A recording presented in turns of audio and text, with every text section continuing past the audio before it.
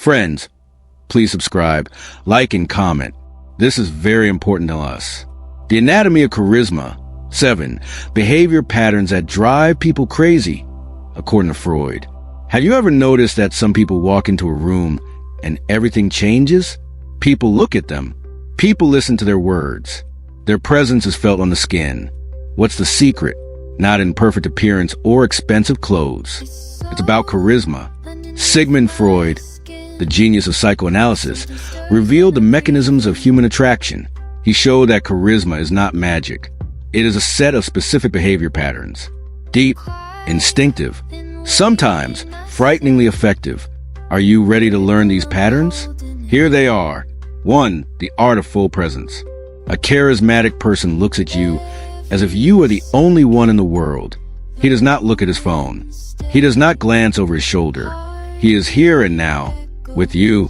Freud called absorbed attention. Libido, psychic energy, is directed entirely at the interlocutor. This sends a powerful signal. You are important. This is a rare feeling. It causes delight. Example. Imagine that you are talking and your interlocutor suddenly puts the phone away without looking away. Do you feel it? This is already the beginning of magic. 2. Calmness as a manifestation of strength. Remember the most charismatic person you know. Is he fidgety? Nervously fiddling with a pen? No, his movements are precise. His gaze is steady. The pace of speech is measured. Freud associated this with control over his own unconscious. Someone who does not fight with inner demons radiates confidence. This is not loud self-confidence. This is quiet strength. People follow it like a beacon. What it looks like, he does not interrupt. He is in no hurry to fill the pause. His silence is sometimes more significant than other people's words. 3. Mastering the pinpoint question. They don't talk much about themselves. They talk brilliantly about you. Their questions get to the heart of the matter, to your sore spot, to your hidden dream. According to Freud, such questions touch on unconscious desires. They make a person open up to experience catharsis, cleansing through speech. After such a conversation, you feel understood, and gratitude to the one who gave this understanding is a powerful glue of attachment. Practice. Instead of how are you, ask, what made you smile today, or what was the most difficult thing this week? The difference is like between a match and a spotlight. 4. Control vulnerability. They are not perfect. They allow themselves small, carefully selected flaws. They laugh at their mistake. They tell an embarrassing story from the past. Freud would have seen the ego at work here. It balances between primitive desires and social norms. Control vulnerability relieves tension. It makes a person closer, more real, safer. Important nuance. This is not a confession about all problems. This is, I am also a person. Light self-irony. A story about a failure that led to success. 5. Hypnotic speech with the body. Their words are only part of the message. The rest is the body. Smooth, open gestures. Relaxed but upright posture. Mirroring the interlocutor's posture. This creates unconscious trust. Freud studied hysteria and saw how the body expresses what is hidden by the mind. Charismatics do it the other way around. They use the body to win the other person's mind. Try it. In the next conversation, tilt your head slightly while listening.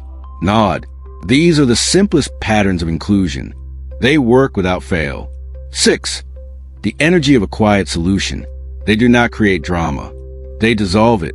In a crisis, they do not panic. Their voices get quieter. Their speech slows down. Freud would call it sublimation, the redirection of anxious energy into calm action. It's contagious. People instinctively gravitate towards someone who maintains control in the chaos. Someone who becomes their anchor. Remember, shouting is weak. Whispering when everyone else is shouting is strong. 7. The gift of undivided giving. They give gifts, but not material ones. Temporary ones. Emotional ones. A compliment that hits the mark. Their full attention. Help that wasn't asked for. For Freud, giving is a transformation of libido into a social connection. It creates a debt, but not a monetary one. Emotional. a desire to return the favor. The secret is to give without expecting anything in return. But human psychology is such that they will still want to reciprocate. Charisma is not about being the loudest. It's about being the real you, the most present, the most aware. Freud showed that these patterns are the keys to the unconscious of others. They speak the ancient language of instinct, the language of recognition, safety, significance. You don't put on charisma like a suit. You turn it on like a code. Through practice, through awareness. Start with one pattern, with presence, with a question, with silence, and then watch how the world around you changes, and the people in it. You already know the 7 key patterns, but knowledge without practice is dead. Let's bring it to life. Turn theory into flesh and blood. Here's how it works in real life. Step by step. How to become a magnet in 60 seconds. You need to establish contact with a new person at an event, at a business meeting. You have a minute, no more. What to do? First 10 seconds. Enter a state of quiet power. Take an imperceptible deep breath. Straighten your back. Drop your shoulders. Your body is already sending signals of confidence. Next 20 seconds. Establish eye contact and smile softly. Not wide, not tense. The corners of the lips are slightly raised. The look is calm. You are not judging. You are accepting. Next 30 seconds. Ask that very specific question. Not what do you do, but what brought you here today? Or what are you hoping to find at this event? The question should be a little unexpected. It should make the person think for a second. This is the moment when interest is turned on. You have just used 3 patterns in a minute. You already stand out from the crowd. Why does this work on an unconscious level? Freud would explain this by the work of the defense mechanisms of the psyche. An ordinary person feels anxious in a new situation. His ego turns on defenses. He says template phrases, hides his hands in his pockets, avoids a deep look. A charismatic does the opposite. He consciously bypasses these defenses. His calmness reduces the anxiety of the other. His questions address directly the unconscious. His open posture says, I am not dangerous. It's like a dance, where you lead, not by force, but softly, naturally. Charisma in the digital age. Do you think this only works face-to-face? You are wrong. The same patterns can be transferred online. What comment on social networks collects the most responses? The one that contains an unexpected question, which touches a raw nerve. Which video do people watch to the end? Where the speaker looks straight into the camera, where their speech is measured, where there are pauses. Even in correspondence, you can be charismatic. Use the technique of control vulnerability. Write not send a report, but I confess I'm a little confused by this data. Can you help me figure it out? This shows your humanity and makes the other person feel like an expert. Double win. The dangerous edge. Charisma versus manipulation. An important question. Where's the line between genuine charisma and manipulation? The answer is in your intention. The manipulator uses techniques to extract benefits. His goal is to take. The charismatic to give a connection, understanding, inspiration. Check yourself. If you use these patterns of control, you're going down the dark path. If to better understand and connect, this is a light side of power. Freud warned, our instinctive part always seeks satisfaction, but a mature personality directs this energy into a creative channel. Practice every day. Charisma is like a muscle. It needs to be trained. Every day, exercise 1 minute of presence. Choose one conversation a day and be in it completely. Don't get distracted. Listen, watch, notice the details. Then remember how you felt. Exercise 2, question of the day. Ask one person a question that goes beyond the ordinary. Not how are you, but what was the brightest moment of the day? Or what did you dream about as a child? Exercise 3, anchor calm. In a stressful situation, pause. 2 deep breaths. Feel your feet on the floor. Only then answer. It will take 5 seconds, but it will change everything. After a week of such practices, you will notice changes. People will start to reach out to you. Conversations will deepen. You will feel more confident. And finally, the biggest illusion is that charisma is given from birth. No, Freud himself was not a natural charismatic. He was a stubborn researcher who understood the laws of the human psyche and learned to apply them. You can do the same. Start today, now, with one look, with one question, with 1 minute of silence. And remember, the most powerful charisma is authenticity. Don't try to be someone. Be yourself, but be yourself consciously. You've already taken the first step. You've recognized the patterns. You've understood the mechanics. Now for the depth, the art of application. How to live these principles, not just apply the techniques. When charisma becomes your nature, over time you won't have to think, now I'm going to apply pattern number 3. It will become ingrained. It will become your natural way of communicating. How can you speed this up? Through deliberate practice. Keep a diary of observations. Just 5 minutes in the evening. Answer 3 questions. 1. At what point today was I fully present? 2. What question did I ask that elicited the most powerful reaction? 3. When did my calmness make a difference? This is not soul searching. This is data collection. Like a scientist, you are studying your own social experiment. Charisma in conflict. True strength is found not in agreement, but in disagreement. How can you use these principles in an argument? First, listen, understand, not to respond. This is the highest form of respect. The opponent feels heard. Their defenses are weakened. Second, repeat their arguments in your own words. Do I understand correctly that you feel? This shows that you really understood. Third, look for a common goal. I see that we both want to achieve the best result. Let's find a way. Conflict turns from a battle into cooperation. You do not lose face. You gain an ally. The power of silence. The most underrated tool of charisma. A pause in conversation. A silence that is not empty, but rich. After an important question, be silent. Give the person time to think. Do not rush to fill the gap.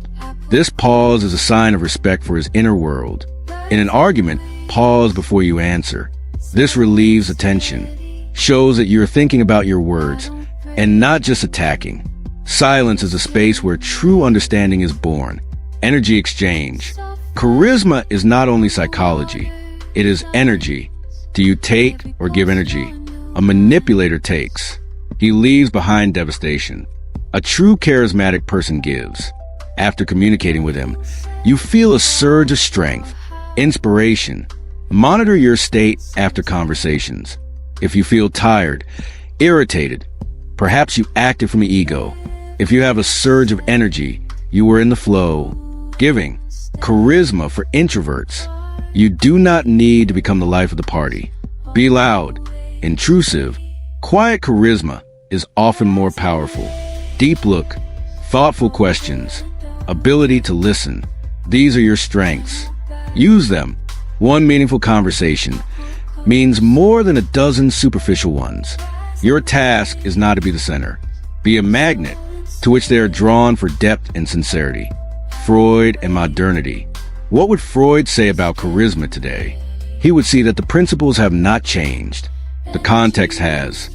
We are surrounded by digital noise, short attention spans, superficial connections. That is why real, deep charisma has become even more valuable. It is like an oasis in the desert. People are hungry for real contact, to be seen, to be heard. You can give it to them. Your unique formula. Don't try to copy someone else's charisma. Find your own. Are you a calm leader? The life of the party? A wise listener? What comes naturally to you? Your charisma is built on your strengths, and techniques only hone them. Deep dive, from theory to existential practice. You already have the map. Now it's time to go on the most interesting journey, deep inside yourself. Because true charisma is born not from a set of techniques, but from a state of being. It is not a mask that you put on. It is the light that comes from within. The shadow of charisma. What prevents you from shining? According to Freud, our psyche is a battlefield between the conscious and the unconscious. Your blocks to charisma are hidden there. Fear of being seen, the deep-seated belief, if I am seen as I am, I will be rejected. This has its roots in childhood. Perhaps you were criticized for showing individuality, unworthiness, the feeling that I do not deserve such attention, that others are better, more interesting, smarter. This creates an energy leak. You literally try to seem smaller. Perfectionism, the desire to become perfect first, and only then manifest. This is a trap. You are postponing your life for later. Exercise dialogue with the shadow. In the evening, take a piece of paper. Write, what in me prevents me from manifesting freely? And write the first thing that comes to mind, without censorship. This is your inner critic. Hear it, thank it for trying to protect you, and gently say, I am an adult. I can handle it myself. Reprogramming the unconscious. Body language is a key. Your body is not just a tool. It is a door.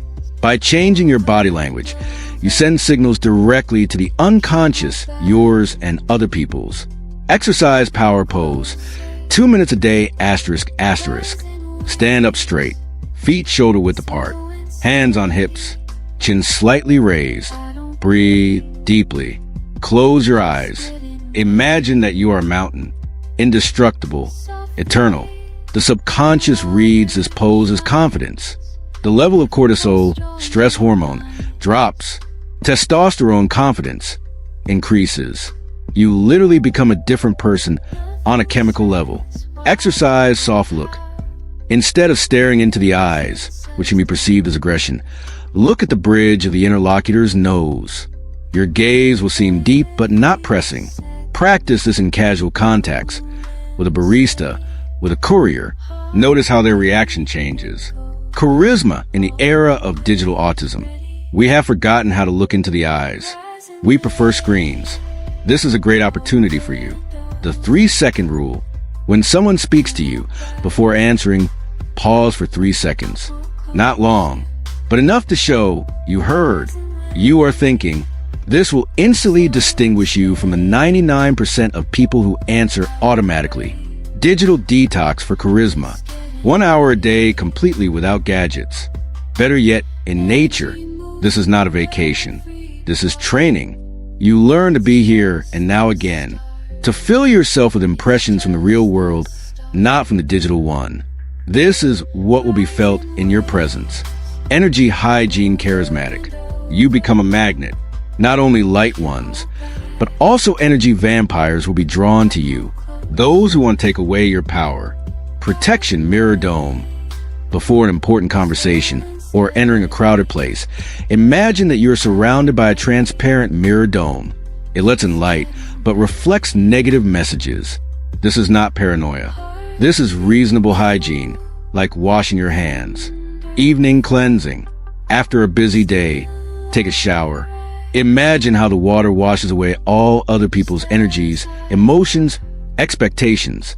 This helps you stay in your center. Charisma as service. The pinnacle of mastery is when your charisma becomes not for yourself, but for others. You use it to inspire, to reveal potential in others, to be a catalyst for their growth. You don't just ask questions.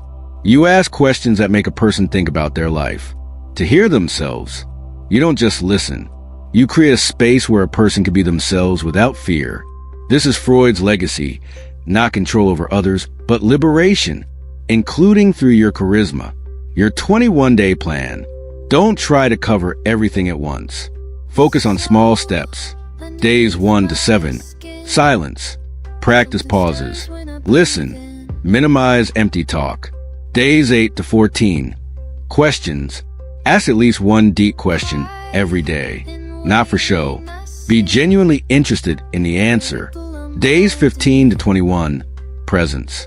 In every conversation, focus completely on the other person. Forget about the phone. After 21 days, these practices will begin to become your new nature. You will wake up and realize that people look at you differently. They are drawn to you. But most importantly, you will feel different. More whole. In your place. This is the true goal, not manipulation, not power, but integrity. And it is this ultimately that attracts people like a magnet. Final part, integration. how to live with this knowledge. You have reached the end, but this is only the beginning, the real beginning. Knowledge that is not applied is dead. It becomes just information noise. Another theory, you must turn it into blood, into flesh, into instinct. The most important transition is about to happen, from knowledge to being. The philosophy of charisma. What is all this really about? This is not about how to manipulate people, and not even about how to become popular. This is about how to reclaim the right to be yourself, completely, without apologies. Society, culture, upbringing, all this imposes layers of masks on us. We forget who we are. Charisma is the process of removing masks, not to impress, but to finally exhale and say, here I am. And the paradox is that it is precisely this absence of magic that becomes the most powerful magic. People feel authenticity on an animal level. They are hungry for it. In a world full of falsehood, a real person becomes a beacon, your daily checklist. Print it out. Hang it on your mirror. Let it be the first thing you see in the morning. 1. Breathing. Before going out to people, 60 seconds of deep breathing. Inhale for 4 counts. Exhale for 6. This reboots the nervous system. 2. Question. Today, I will ask at least one question that will go beyond, how are you? 3. Pause. Before answering, I will pause, at least for 2 seconds. 4. Gaze. I will look people in the eye, not aggressively, but with gentle curiosity. 5. Posture. I carry my body with dignity, shoulders straightened, gaze at the horizon. This is not a to-do list. This is a reminder of who you decided to be, what to do when it doesn't work. There will be days when you feel fake, when all these techniques will seem unnatural. That's okay. On those days, back off. Don't put pressure on yourself. Just watch, listen, breathe. Charisma is not a performance. It's a state of flow. Sometimes you just need to wait out the ebb. The main thing is not to quit.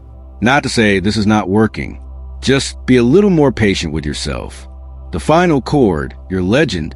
Remember the person who started your interest in charisma. Maybe it was someone from your circle, or a historical figure, or even a fictional character. What did you feel when you looked at them? Not admiration, not envy, but longing. Longing for some lost part of yourself. So there you have it. That part is not lost. It's just sleeping. And all these techniques, patterns, exercises are nothing more than an alarm clock. It's time to wake up. Your charisma is not something that needs to be created. It's something that needs to be dug up, peel off the layers of fear, doubt, other people's expectations. And underneath it all, you'll find who you have always been, who others are waiting for, to finally meet in you the one who will remind them of themselves. You did not receive instructions. You received a map to yourself. Now the choice is yours. Put it aside or set out on the journey. The journey begins with one look, one question, one pause. Do it today, right now. The world is waiting for you to appear, not who you should be, but who you are.